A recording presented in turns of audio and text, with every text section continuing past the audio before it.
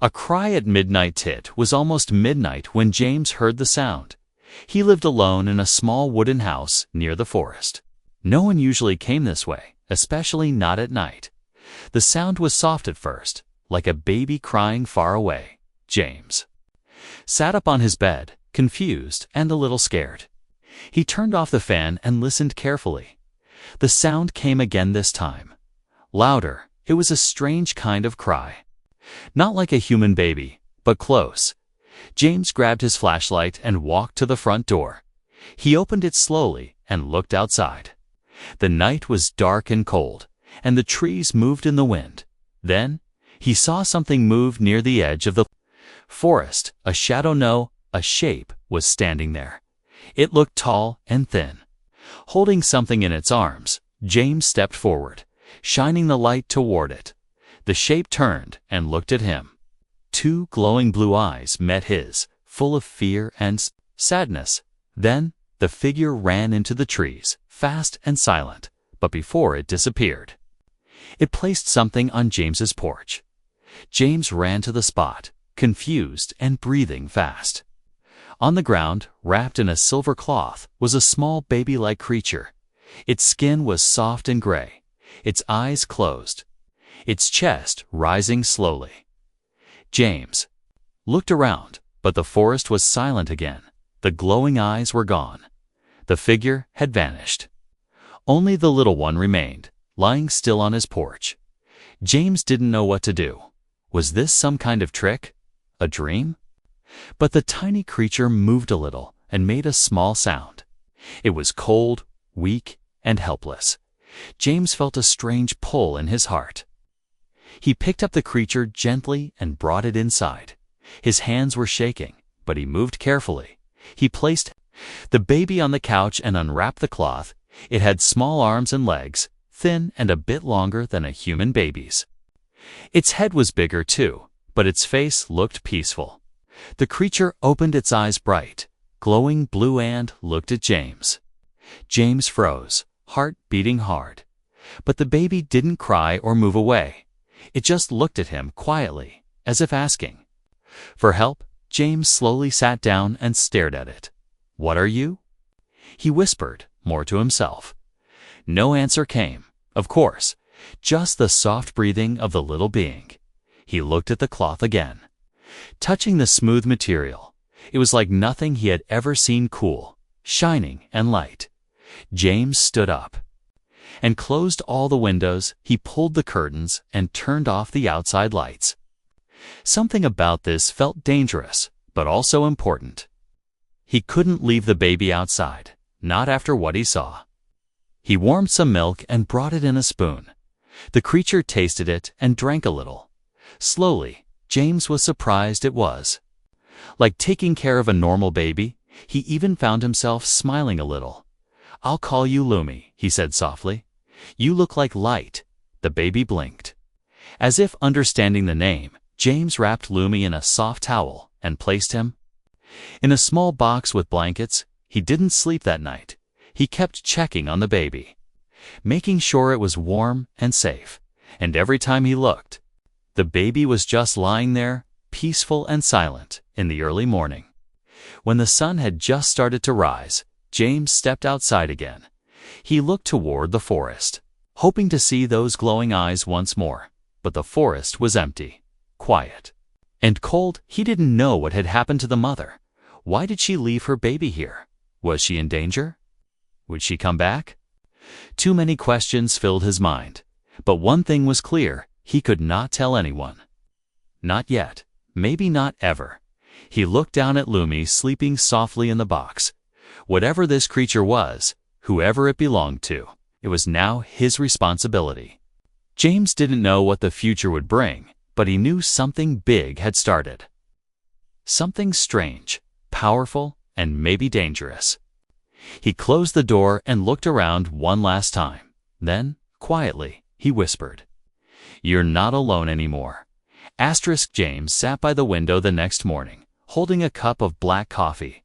His eyes were heavy, and his body was tired, but he could not rest. The strange night still played in his mind like a movie. He kept asking himself the same question again and again: what now? Outside, the forest looked normal, peaceful, almost too quiet. But James knew something very different had happened last night. An alien mother had left her child at his door. And now that child was sleeping in a blanket box by the fireplace. It sounded like a story from a book, but it was real. Every soft breath from the baby, Lumi, proved that. James stood up and walked over to Lumi. The baby was sleeping, its small chest rising and falling gently. Its hands were curled near its face, and its glowing blue eyes were shut tight. James knelt down and watched it closely. There were no signs of danger, no sudden movements, no strange powers. It was just a baby, different, yes, but still helpless, still innocent, and yet the question in James's heart grew heavier with each passing minute. What should he do now? Call someone, maybe the police, or animal control, or the government, or keep it hidden, safe, and secret. James rubbed his face, confused and lost in thought. He had always followed rules, always stayed quiet. He was not the kind of man who took risks.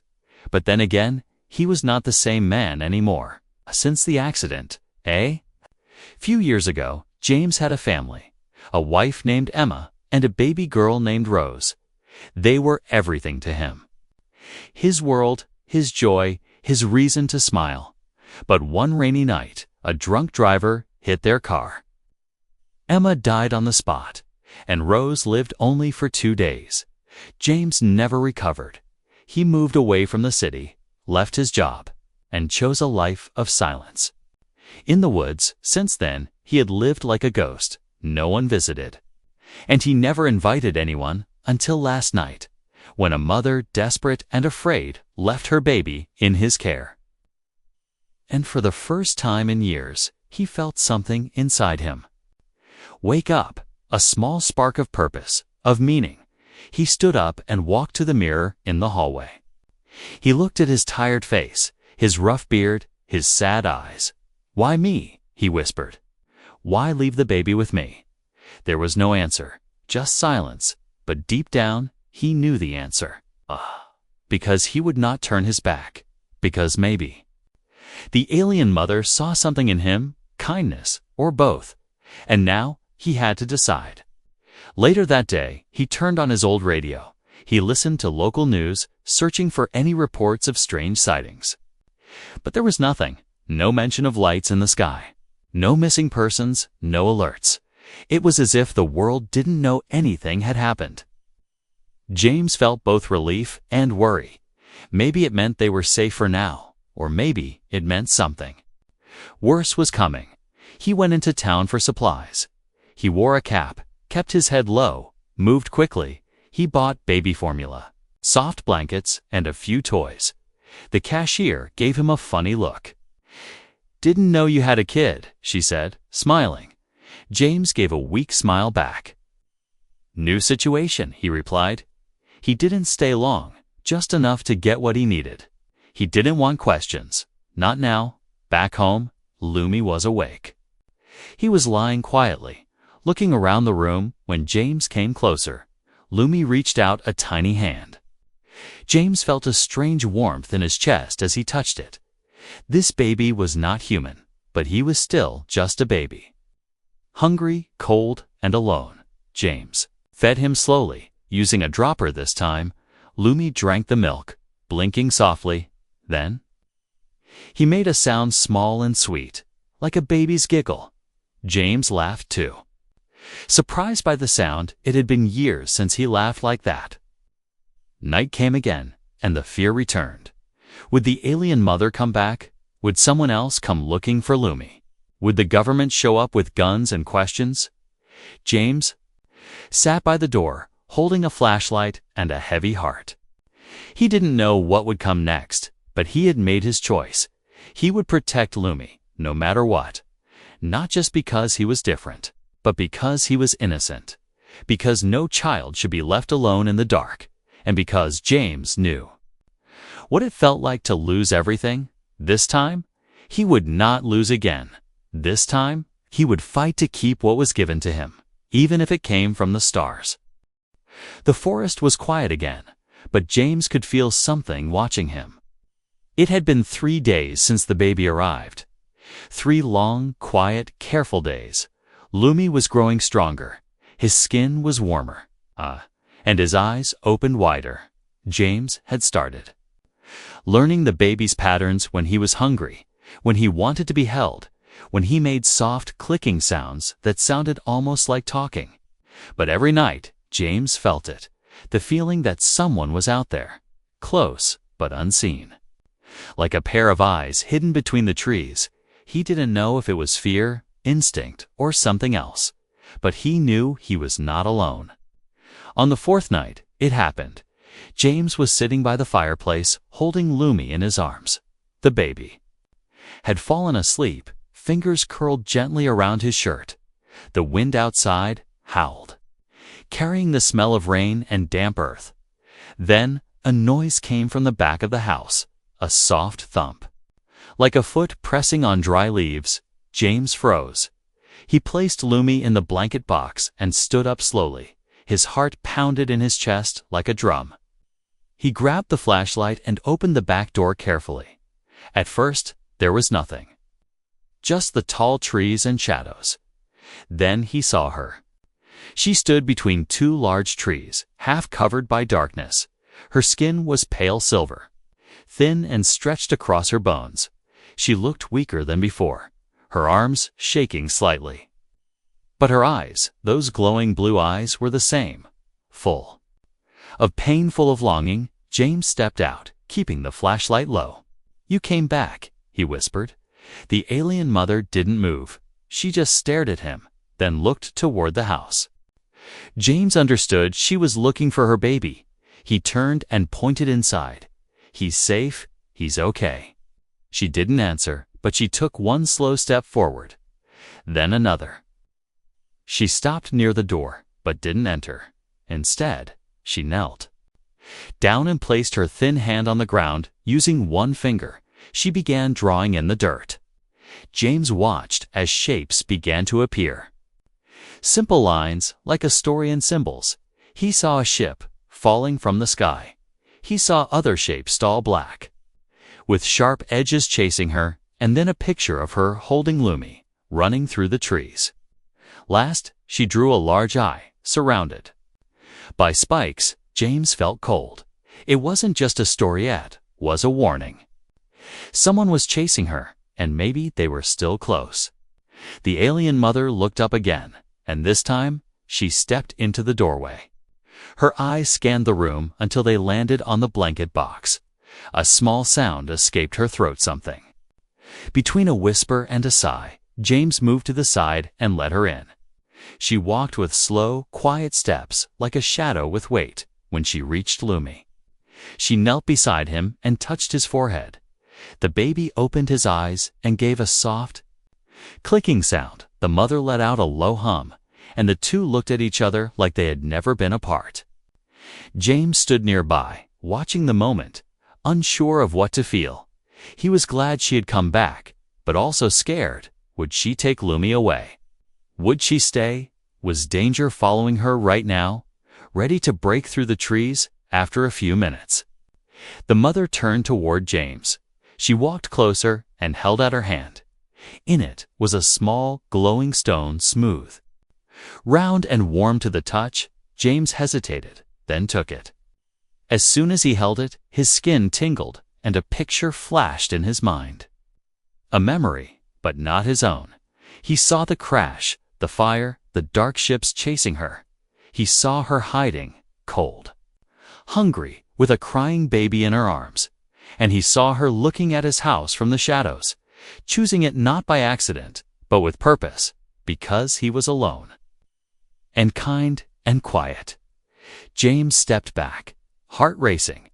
This stone, it was how they communicated, how she showed him the truth, and now he understood more clearly. She didn't want to take the baby back. She wanted safety for both of them. That night, the alien mother stayed. James gave her food, warm soup and bread. She didn't eat. Much, but she accepted it with slow hands. She stayed near Lumi the whole time, humming soft sounds that seemed to calm the baby. James sat on the floor nearby, still holding the stone. He looked at the mother, this tired, quiet being from another world, and saw. Not a monster, not a threat, but a mother. A parent who had done everything she could to protect her child. Just like any human would, but outside, the wind carried whispers. And somewhere, far beyond the trees, a blinking red light came to life. Something had noticed the energy from the stone, and it was coming closer. The sky was heavy with clouds the next morning. Rain had not come yet, but the air was thick and strange. James stood outside with a shovel in his hand. Trying to act normal, he dug slowly in the garden, pretending nothing had changed. But everything had changed. Inside his house, an alien mother and child were resting, and outside, something was getting closer. Nara, the alien mother, had not spoken a word, not with her mouth, but through the glowing stone she gave James. She showed him things, memories, fears, warnings. Each time he held the stone, he saw broken pictures in his mind. A ship crashing in fire, dark machines flying. Through the sky, strange figures with metal hands, searching, hunting, destroying, and always, at the center of it, the same symbol, an eye, cold and watching. James didn't know what it was, but he knew it was coming. That night, Nara didn't sleep. She stood near the window, scanning the trees. Her body was weak, but her spirit was sharp.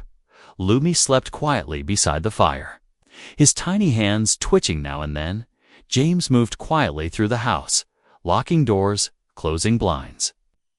He had an old rifle in the shed, rusty but working. He cleaned it, loaded it, and kept it near the door. He didn't want to fight, but he would if he had to. In the distance, a soft hum began to rise. It started low, almost like the wind. Then it grew louder, clear, an unnatural sound. James and Nara both turned their heads at the same time. The hum was coming from above. James ran outside and looked up. Through the clouds, he saw a tall black drone, flying low, blinking red. It hovered in the air, scanning the ground with a slow-moving light. Then it stopped right above the house. James held his breath. The drone clicked once, like a camera. Then it flew away, vanishing into the clouds. He ran back inside, heart racing. They found us, he whispered. Nara touched the stone, and an image flashed in his mind. Not just a drone, but a group. Coming soon, maybe tonight. Machines. Not fully human, not fully alive, built to track her kind. To erase them. No mercy, no warning, no second chance. James knew they couldn't stay. He looked around his house. The small wooden walls, the fireplace, the photos on the shelf. This was his home, his safe place. But it could no longer protect them, not from what was coming. He packed quickly. Warm clothes, canned food, batteries, a map, the stone. He wrapped Lumi in a thick blanket and placed him gently in a backpack made soft inside. Nara held her hand on James's arm and looked into his eyes. There was no fear in her, only trust. James felt something tighten in his chest. He was responsible now, not just for a baby, but for a mother, a family, and something deep inside told him this was the right thing, even if it meant running, even if it meant danger. By midnight, they were gone. James drove his old van through the dirt road. Headlights off, the forest passed by like shadows. Nara sat in the back, holding Lumi close. The road was rough, and the sky was dark, but they didn't stop. Not until they reached the edge of the valley, where tall hills hid quiet caves and old trees. James had found the spot years ago when he needed to escape people. Now it would help him hide something more precious. They made camp deep inside a rocky space, hidden by vines and stone. James started a small fire with care, using dry wood. and muffled coals, Nara placed Lumi on a blanket and sat beside him. Humming softly, James sat with his back to the cave wall, holding the rifle close. Every sound made him jump. Every shadow made him stare, but they were safe for now. At least for tonight. Still, far away, deep in the forest, they left behind. Something landed, not loud, not bright, but heavy. 3 machines stepped from the trees, their feet sinking into the wet earth. They had no faces, just smooth metal heads with red eyes. One of them bent down and touched the porch where Lumi once lay. Its hand blinked blue, scanning the energy, then it turned its head toward the hills and pointed silently. The hunt had begun. The mountain air was cold, but it smelled clean and wild. James stepped out of the cave at sunrise, his boots pressing into soft moss. The forest here was older, deeper, and far from towns or roads. Birds called from the trees, and the wind carried. No machines, but he knew the peace wouldn't last. They were not running from animals or people. They were running from something far worse, hunters that never slept. And they were getting closer. Inside the cave, Nara fed Lumi. She held him gently, humming low sounds that vibrated in the stone walls. James had noticed how Lumi's body had changed. He was growing stronger, faster than a normal baby. His skin now had faint glowing lines, like soft energy under the surface. It was beautiful, but also dangerous. If someone saw him, there would be questions, panic, and maybe violence. James couldn't risk that. Not after all this. By noon, James made a decision. They needed supplies. Better shelter and medicine. Lumi had developed a strange cough in the night. It was soft but sharp, almost like his body was overheating inside. Nara looked worried, pressing her hand gently to his chest. James knew that look it was the look Emma once had when Rose had a fever. It was the helpless look of a mother watching her child suffer. James couldn't stand it. "I'll go," he said. Pointing down toward the valley, "There's a small town not far from here." Nara touched his arm, eyes asking a silent question. He nodded. "I'll be back by nightfall." She didn't smile, but she let go. It was a silent kind of trust. Heavy and real. James packed a bag and hid the stone deep inside a sock. He covered his head with a hoodie and started walking down the narrow trail. The town was old and quiet, built around a dusty highway. Only one gas station, a diner, and a single open pharmacy. James entered the pharmacy with careful steps. The shelves were nearly empty.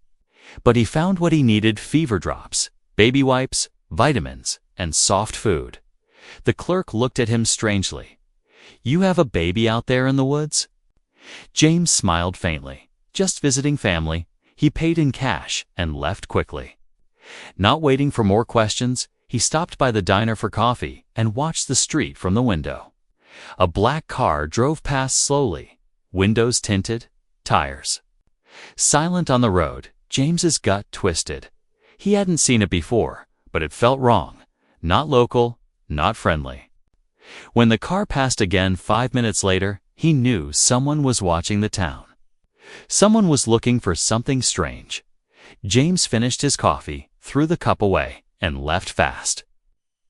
He didn't take the main road back. Instead, he cut through a field and climbed a steep path to avoid being followed. By the time he returned to the cave, the sky was darkening. Nara met him at the entrance, her face pale and tight. Lumi was crying louder than before. His small body was hot to the touch, glowing lines pulsing faster under his skin. James dropped to his knees and pulled out the medicine. He poured the drops carefully into Lumi's mouth. The baby gasped, shivered, then slowly began to calm. Nara leaned forward, pressing her forehead to Lumi's, her eyes wet with tears. James sat back, heart pounding. He had made it back in time, but just barely. Later that night, James sat near the fire, the rifle beside him. Nara slept beside Lumi. one arm protectively wrapped around the child. James couldn't sleep. Every crackle of firewood made him jump. The black car in town, the silent drone days ago. The symbols she had drawn in the dirt, everything was connected. The hunters were closer than ever. He held the glowing stone again, hoping for answers. Images flashed once more, fast feet through the woods, red eyes in the dark. He saw a figure, tall and metal, stopping in the same pharmacy, holding a bottle James had just touched, scanning it with a red light. Then turning its head north toward the mountains. James dropped the stone. Breathing hard, they had followed his scent, his heat, maybe even the stone's energy. They were coming, and they were almost here. He stood up and walked to the edge of the cave, looking out into the black trees. Rain began to fall, soft and cold, behind him. A small cough came from Lumi, followed by a soft clicking sound. James turned and looked at them, mother and child. From another world, his voice was quiet but firm. "We can't stay here," he said. "Tomorrow, we move again." The rain had stopped by morning. The air smelled like fire. James woke early, before the birds even started singing. The cave was quiet, too quiet. Even the wind seemed to hold its breath. He sat near the fire, staring into the fading embers. In his hand, he held the glowing stone again. Its light was softer now, dimmer, as if it too was tired, but it still pulsed, slow and steady, like a heartbeat. Behind him, Nara sat with Lumi in her arms. The baby's cough had not returned, but his skin still glowed too hot. He slept, but not peacefully. Tiny muscles twitched under his skin, and his breath was short. Nara placed her hand on his chest. Closing her eyes, James turned around and spoke quietly. "He needs something, doesn't he?" Nara opened her eyes and nodded once. She held out the stone, and James gripped it tightly. Images rushed into his mind again, this time faster, clearer, urgent. He saw a memory from her eyes. A hidden chamber in the crashed ship, deep under the earth. Inside, it was a small container, a core filled with glowing fluid. That liquid was life for their kind. It healed, protected, and calmed the body. Lumi needed it now, or he would not survive much longer. James opened his eyes, heart racing. He knew what he had to do. He had to return to the crash site. "I'll go," he said, standing up. Nara didn't argue. She simply looked at him and touched his chest gently. It wasn't fear in her eyes anymore. It was trust, heavy and full of meaning. James packed light flashlight, gloves, a small bag, and the rifle. He left at dawn, moving quickly through the trees. The forest was wet and dark, but he didn't stop. Every step felt more urgent than the last. The crash site was nearly 20 miles away.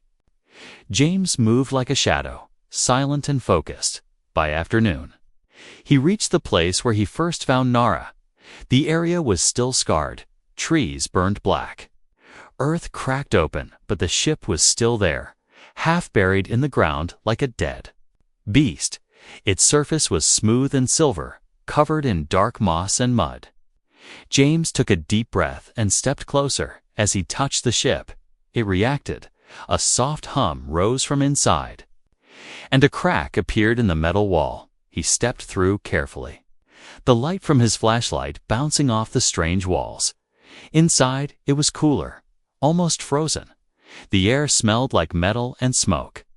He followed the images Nara had shared left, down, past a broken wall. Finally, he found it, a small chamber with glowing blue lines running across the floor. In the center, a round container floated inside a glass case. The liquid inside shimmered like light and water mixed together. James opened the case and grabbed the container. It was warm, almost alive. As he turned to leave, a sharp sound echoed through the chamber like a metal foot stepping on stone. He froze. In the corner of the room, a red light blinked. Then another. James backed away slowly, Heart pounding from the hallway came a sound, clicking, steady, mechanical.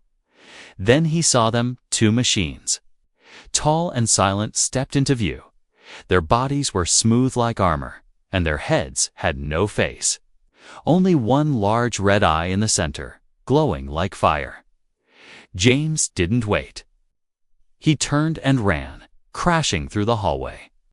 The machines followed fast and cold, blades extended from their arms, buzzing softly.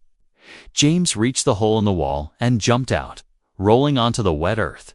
He didn't stop, not even to breathe. The container stayed close in his pack. Protected like gold, he sprinted into the trees, branches slapping his face, behind him. The machine stopped at the edge of the forest. They didn't chase. They turned away and spoke into the air in a strange clicking code. But they had seen him, and now they knew who he was. James didn't stop until he reached the hills. His lungs burned and his legs shook. By sunset, he returned to the cave. Muddy, bleeding, and shaking, Nara rushed to him, taking the container from his hands. She opened it with care and dropped one small bead of glowing fluid into Lumi's mouth. The baby gasped, eyes glowing bright. Then, slowly, his breathing calmed, his skin cooled. And the glow faded to a soft pulse. He slept peacefully for the first time in days. James sat on the cave floor, breathing hard. He had done it. He had saved the baby, but he knew now the machines were real. And they were not just hunting Nara, they were hunting all of them. The night was cold, but the cave felt warm. Lumi slept beside the fire. Wrapped in soft cloth and glowing faintly, Nara sat near him, her head leaning gently on the wall. She looked tired but peaceful. James sat across from them, staring in too. The flames, his clothes were still wet, his arms scratched and bruised. But none of that mattered now. The baby was safe. For now, outside, the forest whispered. Wind moved through the trees like voices in a forgotten language James could feel. The weight of the machines still out there. He had seen them with his own eyes. And he knew they would return. They didn't care about life. They cared about orders, find, destroy, erase. He looked at Nara, her eyes half closed. But still awake, she watched him in silence, the kind that held meaning. James held up the glowing stone again. "Can you call someone?" he asked quietly. "Someone to take you home?" Nara reached forward, her fingers brushing against the stone. It pulsed brightly, warmer than before. Then she closed her eyes, and for the first time, James saw her send a message. Not a memory, but a signal far above the trees. Hidden in the stars, something answered. James didn't see it, but he felt it, like thunder without sound, like light beneath his skin. The stone grew warmer, then dimmed again. Nara opened her eyes and nodded once. Help was coming, but not yet. They had one more night, one last chance to stay together before everything changed. James cooked the last of their food beans, soup. Dry bread, they ate in silence, watching Lumi sleep. James thought about the first night, when he found the baby alone on his porch. He never expected this. He never expected to care again. But now he did, more than anything. In the early morning, the sky lit up without warning. A flash of silver across the stars. James ran outside, rifle in hand, above the hills. Something moved through the clouds, silent, smooth, and wide like a flying mountain. It didn't shine. Like a human ship, it shimmered, almost like a reflection of the sky itself. Then it stopped, hovering just above the treetops. No noise, no fire, just presence. Nara stepped out beside him, Lumi in her arms. Her eyes sparkled as she looked up. The ship responded with a soft beam of blue light. It touched the earth like a river of sky, and inside that light, James saw symbols, not words, but shapes filled with meaning. A door, a sun, and a path, an invitation. Nara turned to him, her face calm but serious. She held out the stone to him one final time. James gripped it, and his chest filled with warmth and pain at once. She showed him her homeworld full of light. Oceans in the sky, forests with glowing trees. He saw Lumi growing older, learning, laughing, safe. He saw peace. But he also saw something else. She was asking him not just goodbye, but a choice. He looked at her, his heart pounding. Could he leave this world behind? The quiet life he had built, the forest, the memory of Emma and Rose. Could he follow them into a place where nothing was familiar? He didn't know the answer, until Lumi reached out from Nara's arms and touched his hand. The baby clicked softly, his eyes bright and trusting, and James knew. He had already made his choice. He nodded, slowly but surely. Nara smiled, the first true smile he had seen. On her face, the three of them stepped into the beam of light together. The wind swirled around them, and the ground faded beneath their feet. Up they rose, higher than trees, higher than fear, and the ship accepted them not as visitors, but as family. Far below, the machines arrived at the cave. They searched with scanners and weapons, but it was too late. Their targets were gone. Gone beyond their reach, gone to a place where metal could not follow. In the sky, the ship turned west. It vanished without sound, leaving only a shimmer of light in the clouds. The forest grew quiet again, and on the ground where Lumi once slept, James's front door key lay on a rock, cold and still, left behind, a symbol of the past and the beginning of something new.